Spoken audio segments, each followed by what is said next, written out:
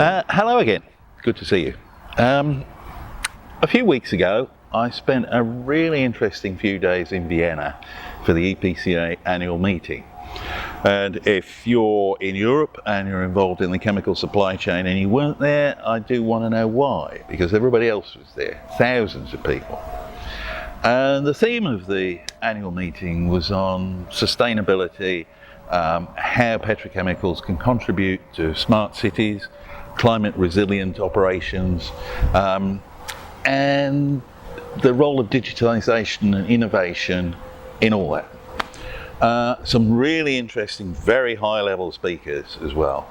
And you'll read about it in the December issue of HCB. I'll do the report in there.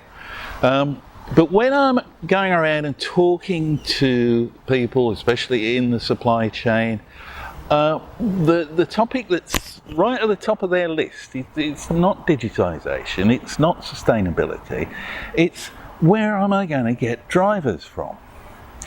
Now, this isn't a new problem. This problem's been coming for years, but it's beginning to come to a head. Hauliers just can't get enough drivers. It seems that young people are not interested anymore in going out on the road for days on end, sleeping in cabs, being away from their friends and family. When you put it like that, it's understandable. But I remember when I was a student, I used to hitch up and down the M6, and I met a lot of truck drivers. And the one thing they all had in common, I think, was that they actively enjoyed being away on their own. They left the yard to go wherever they were going, and as soon as they left the yard, nobody knew what they were up to. They could go there and come back and never hear from the office. Nowadays, of course, well, they had tachographs to start with, and then mobile phones, and now every vehicle is tracked and traced. They've got in-cab computers. They're never alone. So it's not the same business it used to be. So a lot of Western Europe now relies on truck drivers from Poland and other parts of Eastern Europe. In Poland, they rely on truck drivers from the Ukraine or Belarus. And it is a problem. You can't just throw money at it because, you're not attracting anybody else. So what's to be done?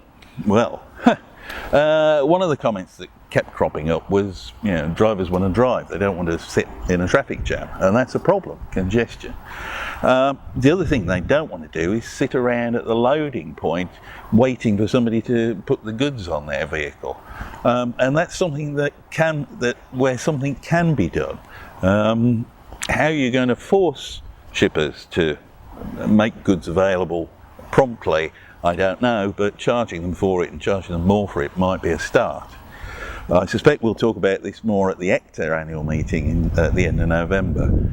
HCB is interested in this topic, obviously, and look out, because we may well be putting together a TV programme on this, possibly early in the new year. I'll let you know more about it before it happens, but meanwhile, thanks for watching.